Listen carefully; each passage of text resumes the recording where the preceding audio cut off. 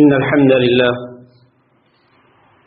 نحمده ونستعينه ونستغفره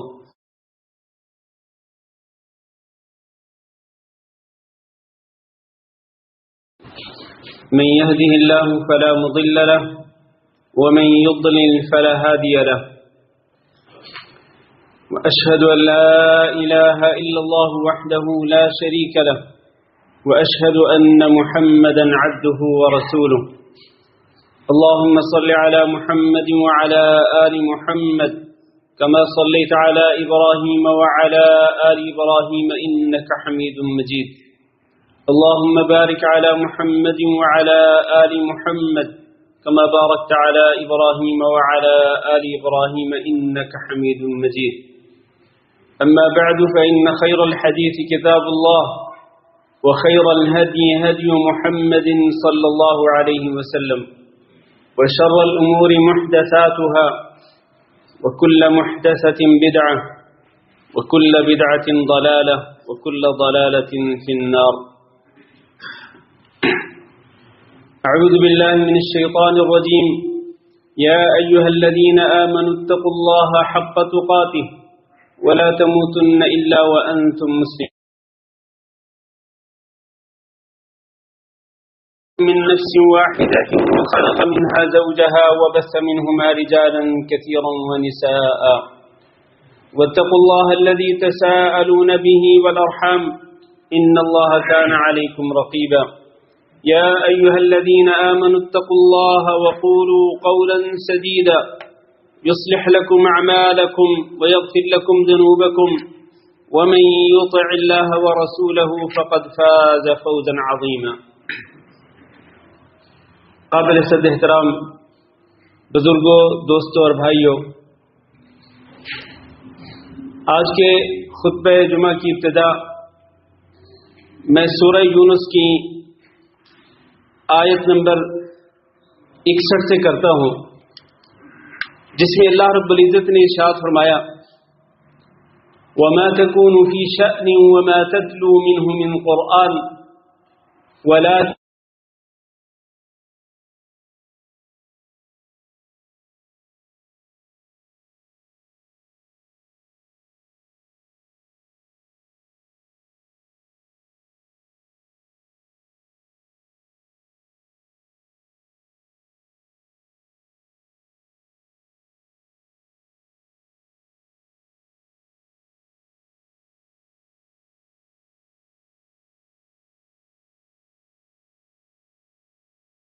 ہوتے ہیں اذ تفیضون فیہ، جب بھی تم اس میں مشغول ہوتے ہو۔ اب یہاں اللہ رب العزت نے 3 چیزوں کا ذکر کیا کہ تم کسی بھی حال میں ہو، ایک چیز، دوسرا قرآن مجید جو اللہ رب العزت کی طرف سے نازل ہوا اس میں سے تم کچھ بھی تلاوت کر رہے ہو، تھوڑی یا زیادہ، یہ دوسری چیز۔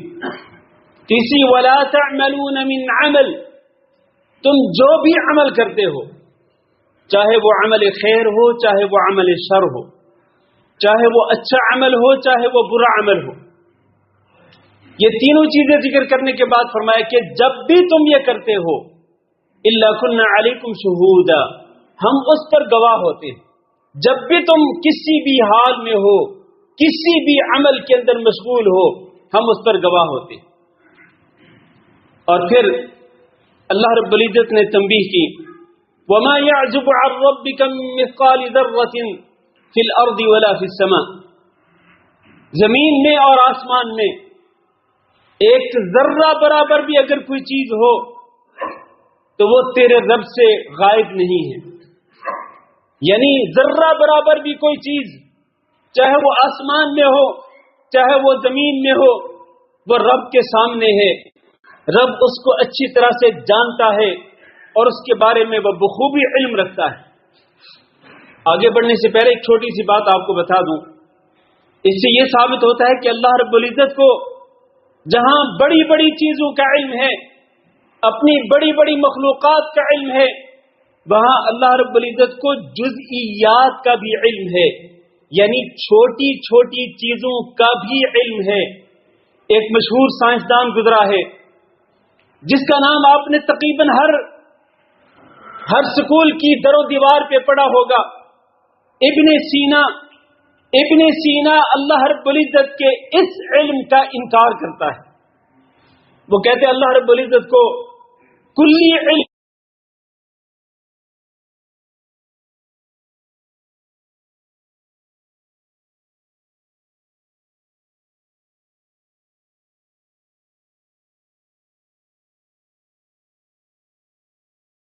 جزیات کا انکار کرتا ہے کہ اللہ کو جزیات کا علم نہیں تھا۔ اسی لیے اس کی اس بات کی بنا پر، اور اسی طرح وہ ابن سینا چونکہ قیامت کا بھی منکر تھا، وہ کہتا تھا کہ اللہ تعالیٰ نے قرآن مجید کے اندر جو کچھ ذکر کیا نا، اس کی کوئی حقیقت نہیں ہے قیامت کے متعلق، جنت اور دوزخ کے متعلق۔ وہ قیامت کا بھی منکر تھا، اللہ کے جزئیات کا علم رکھنے کا بھی منکر تھا، اس لیے اہل علم نے اس پر کفر کا فتویٰ لگایا ہے کہ وہ کافر تھا۔ لیکن اس کے باوجود آج مسلمانوں کے سکولوں کے اندر اس کا نام آپ کو اس کے در و دیوار پہ لکھا ہوا ملے گا۔ ہم آگے بڑھتے ہیں۔ اللہ رب العزت کو کلیات کا بھی علم ہے، اللہ رب العزت کو جزئیات کا بھی علم ہے، اور بلکہ اللہ تعالیٰ نے فرمایا وَلَا أَصْغَرَ مِنْ ذَلِكَ وَلَا أَكْبَرَ، یہ ذرہ برابر چیزوں کا علم تو اللہ رب العزت کو ہے ہی، اس سے بھی آگے بڑھ کر اس ذرے سے چھوٹی چیز ہو یا اس ذرے سے کوئی بڑی چیز ہو، الا فی کتاب مبین، وہ واضح کتاب کے اندر یعنی لوح محفوظ کے اندر وہ لکھی ہوئی ہے۔ میرے بھائیوں، یہ سورۃ یونس کی آیت میں نے آپ کے سامنے کیوں ذکر کی اس خطبہ کی ابتدا میں؟ اس لیے کہ یہ آیت اس بات کی دلیل ہے کہ اللہ رب العزت کو انسانوں کے تمام اعمال کا علم ہے۔ وہ اچھے عمل کرتے ہوں، وہ برے عمل کرتے ہوں، وہ بڑا عمل کرتے ہوں، وہ چھوٹے عمل کرتے ہوں، اللہ رب العزت کو سب کچھ علم ہے۔ اور آسمانوں اور زمینوں میں جتنی اللہ رب العزت کی مخلوقات ہیں، وہ بڑی ہوں چھوٹی ہوں، سب کا اللہ کو علم ہے۔ اور نہ صرف علم ہے بلکہ اللہ رب العزت نے تمام کی تمام چیزوں کی حقیقت اور تمام کی تمام چیزوں کی مقدار جو ہے وہ اللہ رب العزت نے اپنے پاس لوح محفوظ کے اندر لکھی ہوئی ہے۔ اور اب آئیے میں دو حدیثیں ذکر کرنا چاہتا ہوں، وہ بھی اسی حوالے سے جو کہ آج کا خطبہ جمعہ ہے۔ پہلی حدیث ابی بن کعب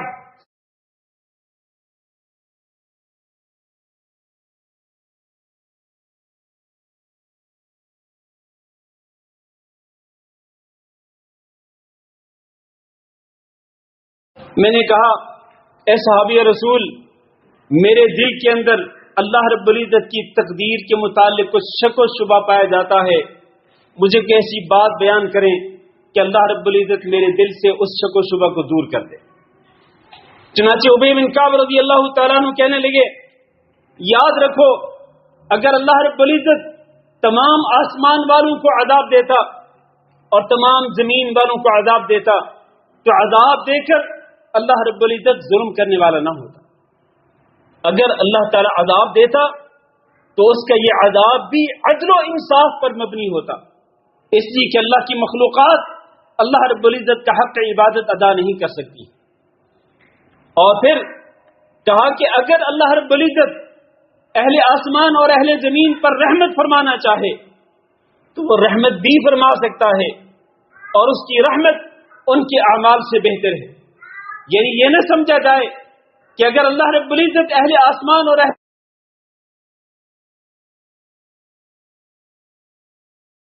کے بدلے میں اللہ کی رحمت ہوگی، نہیں، یہ اللہ کی رحمت محض اس کے فضل و کرم کی وجہ سے ہوگی، ان کے اعمال کی وجہ سے نہیں ہوگی۔ اور پھر فرمایا کہ وَلَوْ أَنفَقْتَ مِثْلَ أُحُدٍ ذَهَبًا فِي سَبِيلِ اللَّهِ، بات توجہ سے سننا،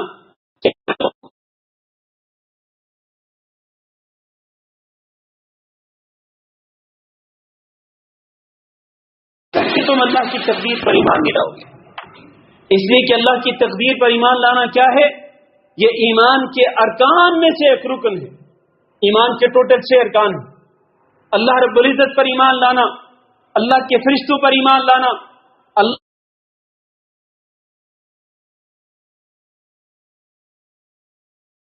اور چھٹا رکن ہے ان تؤمن بالقدر خیرہ وشرہ، کہ تم تقدیر پر بھی ایمان لاؤ، چاہے تقدیر اچھی ہو چاہے بری ہو۔ تو کہا اگر تم احد پہاڑ کے برابر بھی سونا خرچ کرو گے اللہ کے راستے میں، اللہ قبول کرنے والا نہیں جب تک کہ تم ایمان کے ان 6 کے 6 ارکان پر ایمان نہیں لاؤ گے، اور ان میں سے ایک رکن جب تک تم تقدیر پہ ایمان نہیں لاؤ گے اس وقت تک اللہ تعالیٰ تمہاری اتنی بڑی عبادت بھی قبول نہیں کرے۔ اور پھر کہا کہ تم اس بات پر یقین کر لو، اس کا تعلق تقدیر کے ساتھ۔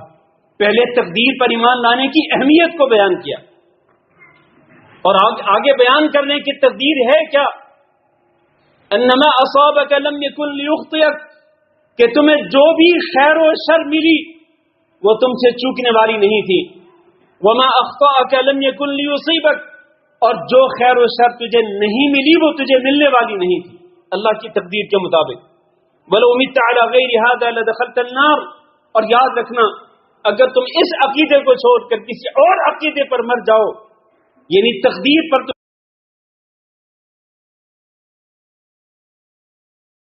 پھر انہوں نے یہ کہا کہ عبداللہ بن مسعود رضی اللہ تعالیٰ عنہ کے پاس جاؤ اور ان سے بھی جا کے یہ مسئلہ پوچھو۔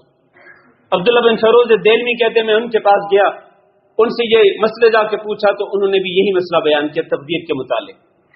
پھر ان کے بعد میں حذیفہ بن یمان کے پاس گیا، انہوں نے بھی مجھے تقدیر کے متعلق یہی مسئلہ بیان کیا۔ پھر ان کے بعد میں زید بن ثابت رضی اللہ تعالیٰ عنہ کے پاس گیا تو انہوں نے بھی تقدیر کے متعلق نبی کریم صلی اللہ علیہ وسلم کی یہ حدیث مجھے بیان کر دی۔ اس سے یہ ثابت ہوا کہ اللہ رب العزت کی تقدیر پہ ایمان لانا یہ ایمان کے ارکان میں سے ایک رکن ہے، اور کوئی عبادت چھوٹی ہو یا بڑی ہو اللہ کے ہاں قابل قبول نہیں جب تک کہ تقدیر پر ایمان نہ ہو۔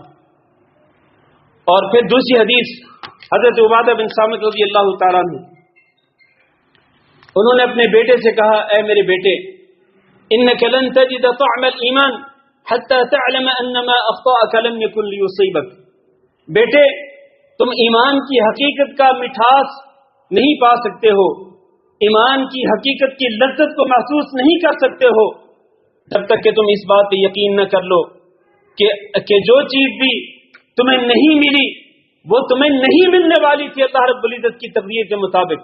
ہوتا کیا ہے کہ جب ایک چیز نہیں ملتی انسان ہاتھ پاؤں مارتا ہے، بھاگ دوڑ کرتا ہے، تگ و دو کرتا ہے کہ یہ چیز مجھے مل جائے، لیکن آخرکار وہ چیز اس کو نہیں ملتی تو پھر انسان کیا کہتا ہے،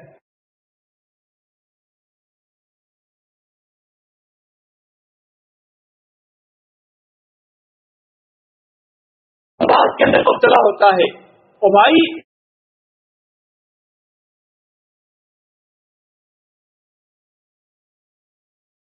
پھر اب پچھتانا کیا ہے، افسوس کیا کرنا ہے، پھر یہ باتیں کیوں کرنی ہیں، کاش میں ایسے کر لیتا تو یوں ہو جاتا۔ بھائی نہیں ہونا تھا، جو کچھ تو نے کرنا تھا وہ کر لیا، وہ چیز اللہ کی تقدیر کے مطابق تجھے نہیں ملنے والی تھی وہ نہیں ملی۔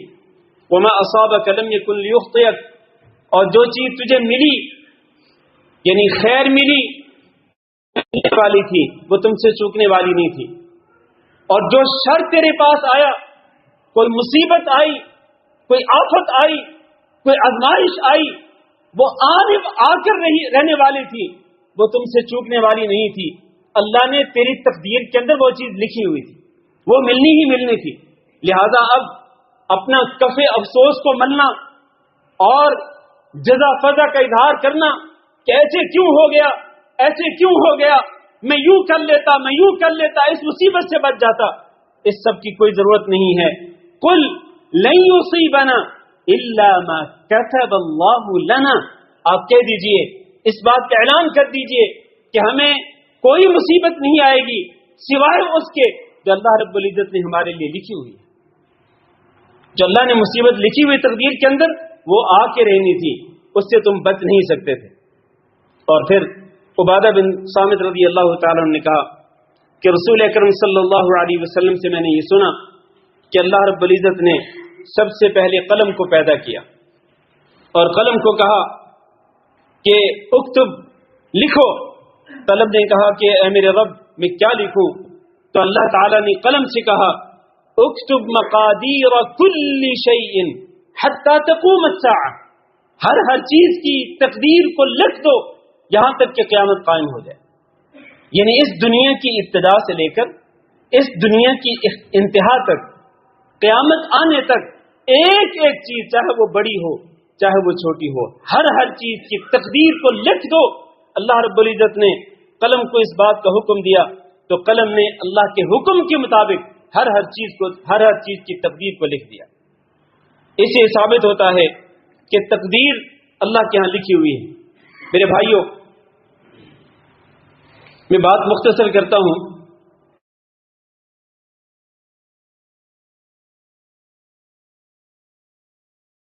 ہر چیز کو ہم نے پیدا کیا تقدیر کے ساتھ، ایک اندازے کے ساتھ، لہذا ہر چیز اللہ کے مقرر کیے ہوئے اندازے کے مطابق ہی آ رہی ہے اور قیامت تک آتی رہے گی. وَخَلَقَ كُلَّ شَيْءٍ فَقَدَّرَهُ تَقْدِيرًا، اللہ نے ہر چیز کو پیدا کیا اور اندازہ مقرر کر کے اس کو پیدا کیا.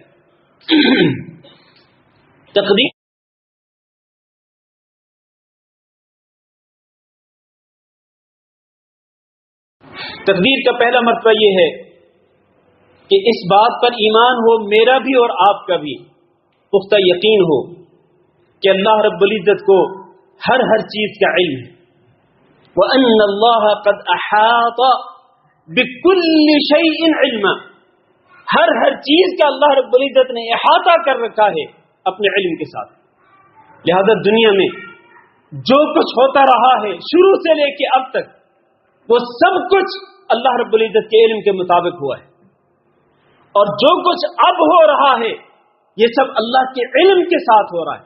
ایسا نہیں ہے کہ دنیا میں کچھ ہو رہا ہو اور اللہ کو اس کا علم نہ ہو، ایسا نہیں ہو سکتا. سب کچھ اللہ کے علم کے ساتھ ہو رہا ہے، اور اب سے لے کے قیامت قائم ہونے تک جو کچھ ہوگا، بلکہ قیامت قائم ہونے کے بعد بھی جو کچھ بھی ہوگا، وہ سب کچھ اللہ رب العزت کے علم کے مطابق ہو. اللہ کے علم کا انکار نہیں کر سکتے. الم تعلم ان اللہ یعلم ما فی السماء والارض، اللہ تعالیٰ جانتا ہے ہر اس چیز کو جو آسمان میں ہے اور جو کچھ زمین میں ہے. اس پر اتنے دلائل ہیں میں جن کو اس مختصر وقت کی وجہ سے اور کچھ میری طبیعت بھی ٹھیک نہیں لگ رہی، اس کی وجہ سے میں سارے دلائل ذکر نہیں کر سکتا ہوں. دوسرا مرتبہ یہ ہے کہ اس بات پر بھی یقین ہو کہ اللہ رب العزت کو جہاں ہر چیز کا علم ہے، وہاں اللہ رب العزت نے ہر چیز کو لوح محفوظ کے اندر لکھا ہوا بھی ہے، اور اس پر بھی بے شمار دلائل موجود ہیں. ہر چیز اللہ رب العزت کے ہاں لکھی ہوئی ہے. ہم آگے بڑھتے ہیں. اور تیسرا مرتبہ یہ ہے کہ دنیا میں جو کچھ بھی ہو رہا ہے وہ اللہ رب العزت کی مشیت کے مطابق ہو رہا ہے. اللہ کی مشیت اور اس کے ارادے کے مطابق ہو رہا ہے. جو خیر ہو رہی ہے وہ بھی اللہ کی مشیت کے مطابق، اور جو شر ہو رہا ہے وہ بھی اللہ کی مشیت کے مطابق. اللہ کی مشیت سے باہر کچھ بھی نہیں. وَمَا تَشَاءُونَ إِلَّا أَن يَشَاءَ اللَّهُ رَبُّ الْعَالَمِينَ. اس پر بھی بے شمار دلائل موجود ہیں میرے عزیز بھائیوں. چوتھا مرتبہ یہ ہے کہ جہاں تقدیر پر ایمان لانے کے سلسلے میں آپ کو اس بات پر یقین ہو کہ اللہ کو ہر چیز کا علم ہے، اللہ رب العزت نے ہر لوح محفوظ کے اندر لکھی ہوئی ہے، اور اسی طرح سے ہر چیز اللہ رب العزت کی مشیت کے ساتھ ہو رہی ہے. اسی طرح اس بات پر بھی یقین ہو کہ ہر چیز اللہ رب العزت کی مخلوق ہے. اللہ رب العزت کی مخلوق ہے. اللہ خالق کل شیء، اللہ ہر چیز کا خالق ہے. واللہ خلقکم وما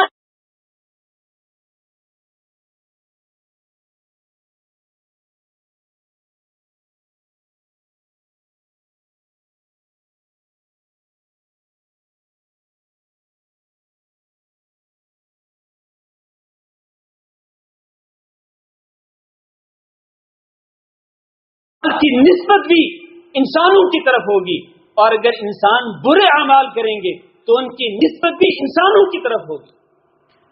لیکن یہ سارے کے سارے افعال اور اعمال حقیقت میں اللہ رب العزت کی مخلوق ہیں.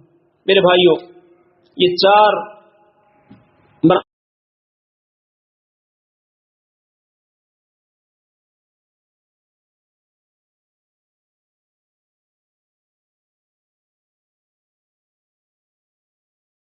ہے کہ اللہ رب العزت ہمیں اپنا ایمان مکمل کرنے کی توفیق دے، اور اللہ رب العزت ہمیں ایمان کے 6 ارکان پر اسی طرح ایمان لانے کی توفیق دے جس طرح ایمان لانے کا حق ہے.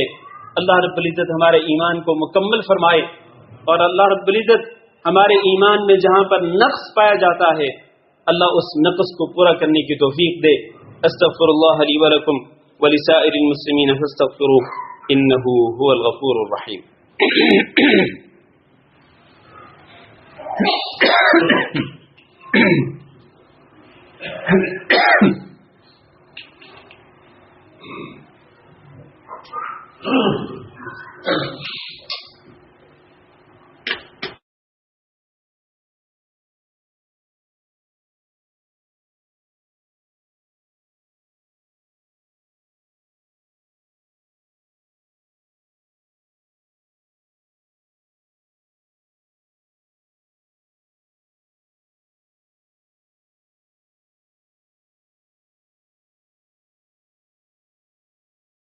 ومن يضلل فلا هادي له وأشهد أن لا إله إلا الله وحده لا شريك له وأشهد أن محمدا عبده ورسوله.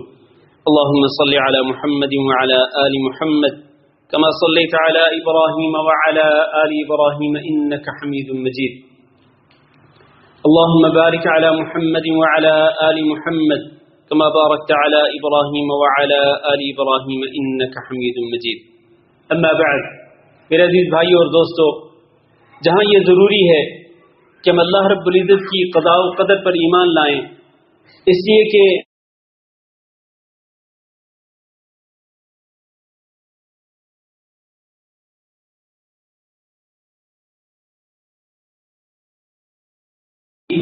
قضاء و قدر کا اپنی احادیث مبارکہ کے اندر ذکر فرمایا، تو ایک مومن پر یہ فرض ہے کہ وہ اللہ کی قضاء و قدر کے سامنے اپنے آپ کو جھکا دے، اور اللہ کی قضاء و قدر پہ کبھی بھی وہ شکوہ نہ کرے، اپنی زبان پہ حرف شکایت نہ لائے، بلکہ قضاء و قدر کے سامنے اپنے آپ کو جھکا دے. جب کبھی بھی کوئی مصیبت آئے، کوئی آزمائش آئے، کوئی آفت آئے، کسی قسم کا نقصان ہو، وہ یہی کہے کہ میری تقدیر کے اندر یہ اس طرح سے لکھا ہوا تھا، یہ اسی طرح سے ہو گیا جیسے اللہ نے لکھا تھا. اور اسی طرح انسان کو اگر خیر ملے، کسی بھی قسم کی خیر انسان کو عطا ہو، تو اس پر انسان کا یقین ہونا چاہیے کہ یہ خیر میری تقدیر کے اندر لکھی ہوئی تھی، یہ مجھے ملنی ہی ملنی تھی. یہ اللہ رب العزت کا میرے اوپر احسان ہے کہ اللہ رب العزت نے میری تقدیر کے اندر اس خیر کو لکھا بھی، اور یہ خیر اللہ نے مجھے عطا بھی فرما دی. انسان اللہ رب العزت کا شکر گزار بھی ہو اللہ کی بے شمار نعمتوں پر، اور اللہ رب العزت کی طرف سے آنے والی ہر قسم کی خیر و بلائی پر انسان اللہ رب العزت کا شکر گزار بھی ہو. اور اگر کوئی تکلیف آئے، جسمانی تکلیف ہو، یا گھر کے اندر کوئی تکلیف آئے، یا کاروبار کے اندر کسی قسم کا نقصان ہو، کوئی بھی آزمائش، کوئی بھی آفت آئے، اس پر بھی انسان کے دل میں یہی یقین ہونا چاہیے کہ میری تقدیر کے اندر اسی طرح سے لکھا ہوا تھا، یہ ہونا تھا، یہ اللہ رب العزت کی قضاء و قدر ہے. اس کے ساتھ ساتھ میرے بھائیوں، ایک دو باتوں کی طرف تنبیہ کرنا چاہوں گا. بعض لوگ اپنے گناہوں پر، اپنی معاصی پر تقدیر کو حجت بناتے ہیں. مثلا فرض کر لیں آج فجر کی نماز کئی لوگوں نے باجماعت پڑھی ہوگی، اور کئی لوگوں نے فجر کی نماز باجماعت تو دور کی بات اپنے وقت پہ بھی نہیں پڑھی ہوگی. ہو سکتا ہے سورج شروع ہونے کے بعد پڑھی ہو، اور ہو سکتا ہے نہ پڑھی ہو. جنہوں نے فجر کی نماز آج ادا نہیں کی، ہو سکتا ہے ان میں سے کوئی ایک یہ کہے کہ جی میں کیا کرتا، میری تقدیر میں ایسے لکھا ہوا تھا کہ میں نے آج فجر کی نماز نہیں پڑھنی تھی تو میں نے نہیں پڑھی. تو انسان اپنے گناہوں پر اللہ رب العزت کی تقدیر کو حجت نہیں بنا سکتا. اس کی وجہ کیا ہے؟ وجہ یہ ہے کہ جب آپ نے نماز چھوڑی تھی نا، اس وقت آپ کو معلوم نہیں تھا کہ میری تقدیر میں آج فجر کی نماز نہیں لکھی ہوئی. اس وقت اللہ رب العزت کا تجھ سے مطالبہ یہ تھا، مجھ سے مطالبہ یہ تھا کہ میں فجر کی نماز کے وقت اٹھوں اور فجر کی نماز باقاعدہ باجماعت آ کے ادا کروں، یا کم از کم فجر کی نماز فجر کے وقت میں ادا کروں۔ اللہ نے مجھ سے بھی یہی مطالبہ کیا تھا، مجھے بھی یہی حکم دیا تھا، اللہ نے تجھے بھی یہی حکم دیا تھا۔ اللہ کے حکم کے مطابق تیرے لیے فرض تھا کہ تو فجر کی نماز کے وقت اٹھتا اور فجر کی نماز کو باجماعت ادا کرتا۔ لیکن اگر تو نے ادا نہیں کی فجر کی نماز تو پھر تو اللہ کی تقدیر کو حجت نہیں بنا سکتا کہ میری تقدیر میں نہیں لکھا ہوا تھا۔ کیا تجھے اپنی تقدیر کا علم تھا کہ میری تقدیر میں فجر کی نماز نہیں لکھی ہوئی؟ اسی طرح سے ایک انسان اگر اس کی عمر 60 سال ہو چکی ہو، 70 سال ہو چکی ہو، اور اگر اس نے ابھی تک حج کا فریضہ ادا نہیں کیا استطاعت ہونے کے باوجود بھی، پھر وہ یہ کہے او جی میں کیا کرتا، میری قسمت میں نہیں لکھا ہوا تھا۔ او بھائی، اللہ رب العزت نے تجھے پیسے بھی دیے، اللہ نے تجھے صحت و عافیت سے بھی نوازا، اللہ نے تیرے لیے سارے اسباب کھول دیے، سارے وسائل آسان کر دیے، لیکن تو اپنی لاپرواہی کی وجہ سے اور دنیا کے اندر مختلف بہانے تراشنے کے بعد تو نے کہا کہ نہیں جی اس سال میں یہ کام کر لوں، اگلے سال میں یہ کام کر لوں، پھر میں حج تو بعد میں کر لوں گا۔ تو اس گناہ کا ذمہ دار تو خود ہے، تو اس پر تقدیر کو حجت نہیں بنا سکتا۔ مصائب میں، آفات میں، آزمائشوں میں انسان اللہ کی تقدیر کا سہارا لے سکتا ہے، اس کو حجت بنا سکتا ہے، لیکن اپنے گناہوں کے اندر انسان اپنی تقدیر کو مورد الزام نہیں ٹھہرا سکتا، بلکہ وہ خود اپنے آپ کو مورد الزام ٹھہرائے کہ یہ کمی کوتاہی اس کی اپنی طرف سے، اور وہ اس کمی کوتاہی کا اعتراف کرے گا اللہ کے سامنے، وہ اس کے ندامت بہائے گا، تو تبھی اللہ رب العزت اس کے گناہوں کو معاف کرے گا۔ اور یہ بڑا اہم مسئلہ ہے جس کی طرف میں نے اشارہ کر دیا ہے۔ اللہ تعالیٰ سے دعا کرتے ہیں کہ اللہ رب العزت ہم سب کو تقدیر کے یہ سارے مسائل سمجھنے کی توفیق دے، اور کسی کے ذہن میں اگر کوئی شک و شبہ ہے تو اللہ تعالیٰ اس شک و شبہ کو دور کر دے، اور اللہ رب العزت ہمیں ایمان صادق نصیب فرمائے۔ اللهم اغفر لنا وللمؤمنين والمؤمنات وللمسلمين والمسلمات الأحياء منهم والأموات.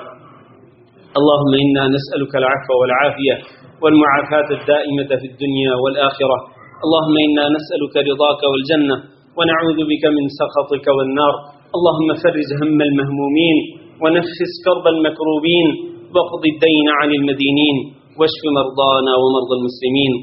اللهم آمنا في أوطاننا واجعل هذا البلد آمنا مطمئنا وسائر بلاد المسلمين.